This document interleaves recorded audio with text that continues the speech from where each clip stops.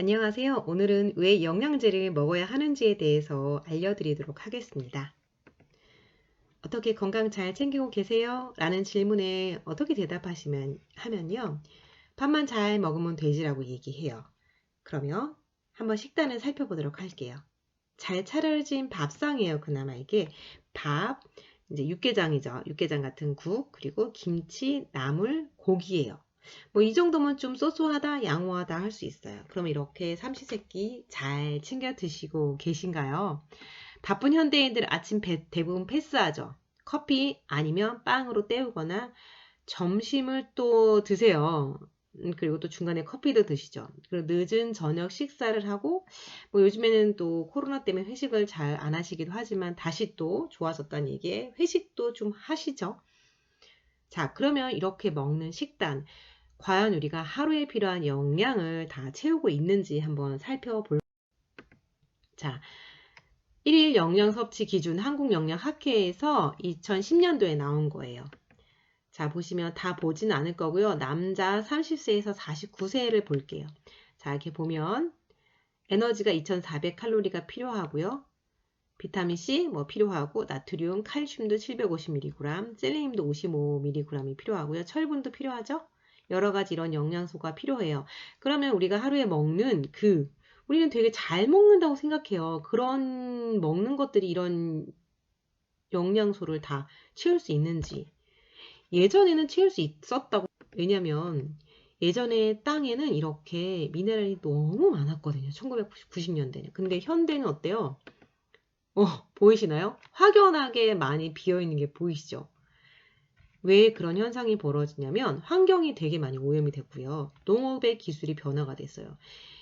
뭐 1990년대는 그냥 진짜 땅에 봄에 씨를 심고 그리고 가을에 수확하고 막 이런 식으로 해서 이제 땅을 좀 쉬게 하죠. 그리고 영양소도 많이 넣어주는데 요즘은 어때요?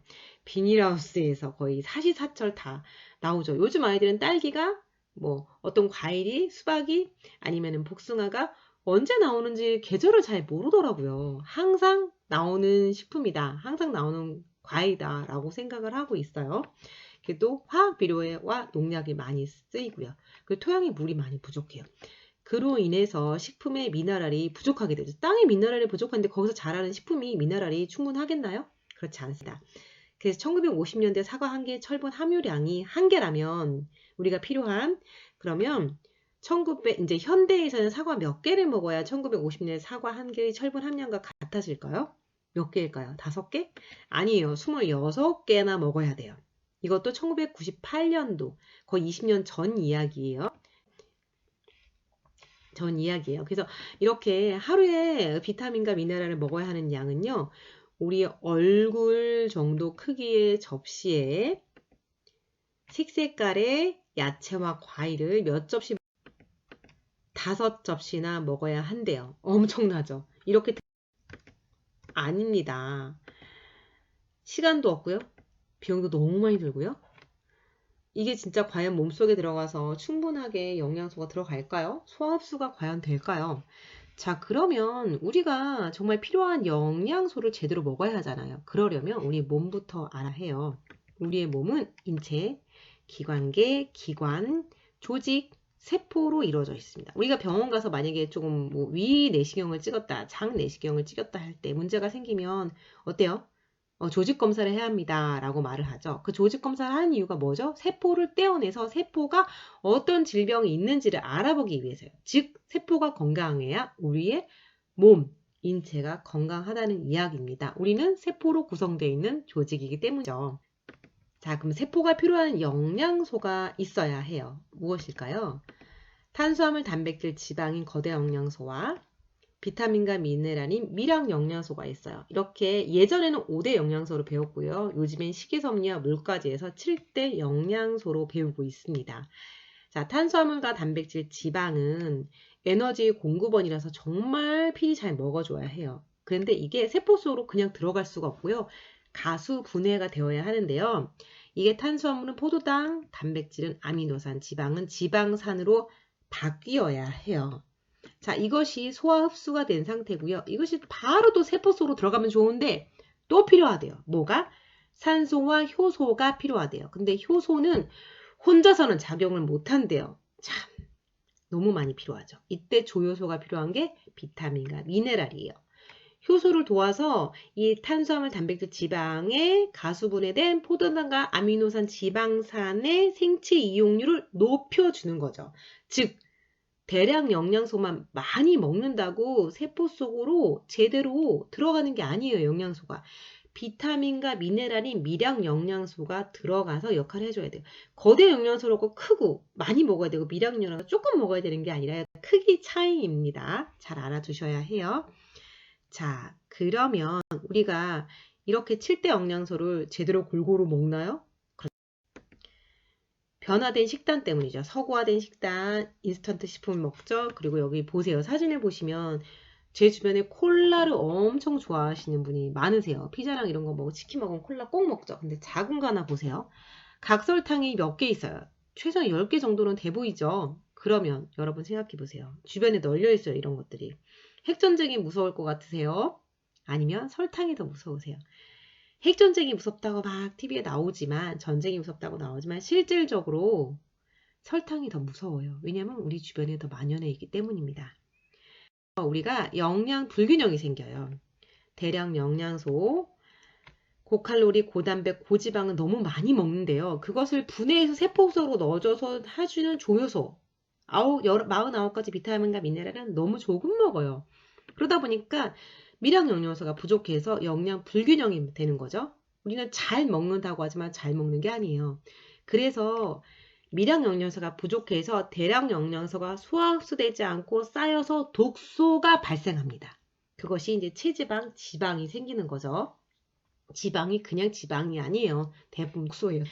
그래서 이런 것들이 이제 활성산소로 생기는데요. 활성산소는 왜 안 좋으냐면 정상세포는 분자를 오원 2개 가지고 있어요. 근데 조금 전에 그렇게 영양 불균형으로 생긴 독소가 활성산소가 생기는데요. 전자 하나를 잃어서요. 어떤 현상이 되냐면요. 변형된 세포가 정상세포를 공격해요. 우리가 나를 따르라 군대요. 적을 공격하자라고 갔는데 정작 적하고 싸워야 되는데 같은 편끼리 싸우는 거예요. 왜냐면 이 활성산소가 미쳤거든요. 적인지 같은 아군인지 적군인지를 구별을 못하는 거예요. 그래서 질병이 생깁니다. 이 활성산소가 내 몸을 공격하면서 생기는 병이 150여 가지라고 해요. 암, 아토피, 만성피로, 백내장, 염증질환, 노화, 동맥경화, 당뇨병 같은 것들이 있어요. 어마어마하죠. 활성산소를 중화해야 되는데요. 이 활성산소를 중화하기 전에 우선은 활성산소가 음식을 섭취하고 호흡을만 해도 들어와요. 그럼 어떡하라는 거야. 이렇게 들어왔는데. 근데 활성산소는 조금은 필요할 수 있어요. 음식만 먹어도 호흡만 해도 들어오니까. 하지만 조금 전처럼 영양 불균형과 또 스트레스로 인해서 이렇게 활성산소가 20배가 증가를 하는 거예요. 그럼 이것을 중화해 주려면 어떻게 되느냐?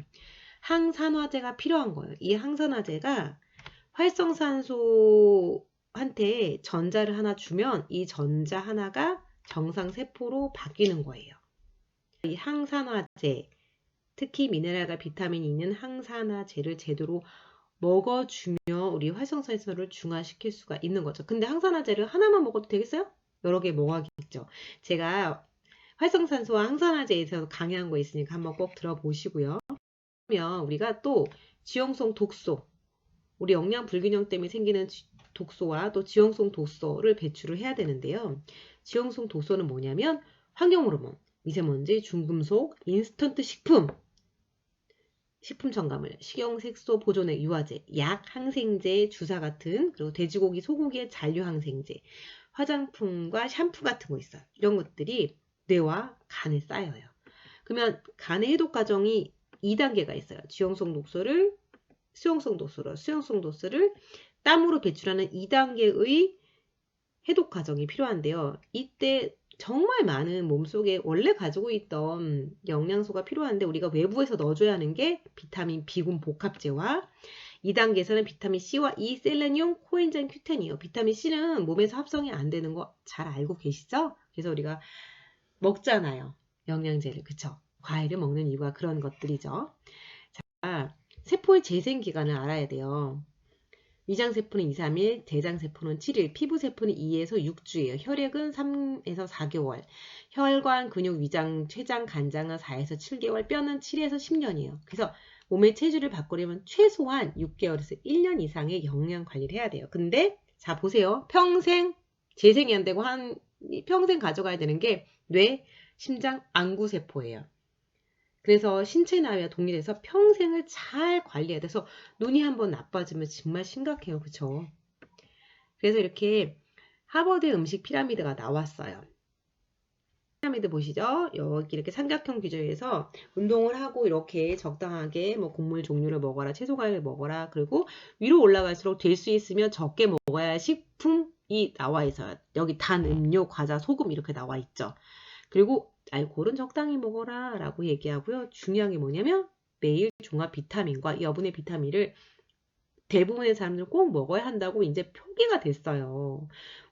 제가 어렸을 때는 이렇게 음식 피라미드 이런 게 나오지 않았거든요. 근데 요즘에 진짜 얼마나 부족하면, 영양분이 부족하면 이렇게 얘기를 하겠어요. 그렇죠? 그래서 WHO가 제안한 건강한 삶의 조건이 있는데요. 그게 뭐냐면 건강한 삶이란 단순히 질병이 없는 상태를 말하는 게 아니라 신체적, 정신적, 사회적으로 양호한 상태를 건강 상태라고 한대요. 그래서 40년 이상 방치해둔 내 몸, 얼마나 재생기간이 필요할까요? 하루 이틀 만에 될까요? 뭐 한 달 만에 될까요? 그쵸? 최소 6개월에서 1년이라고 했잖아요. 그래서 너무 바빠서 자신의 건강을 살피지 않는 사람은 너무 바빠서 자신의 연장을 손질하지 않는 수리건과 같대요. 그래서 어제 먹은 음식은 오늘의 나를 만듭니다. 나 대신 운전해줄 사람, 청소해줄 사람은 찾을 수 있지만 나 대신 아픈 사람은 구할 수가 없어요. 나 대신 아파줄 사람을 제가 집을 판다고 구할 수 있을까요? 그렇지 않습니다. 여러분, 영양제를 왜 이제 드셔야 되는지 잘 아셨죠? 그러면 지금 이제 이후로 제가 또 강의할 것은 어떤 영양제를 이제 골라 먹어야 되는지 잘 알려드릴게요. 다음 시간에 만나요. 안녕.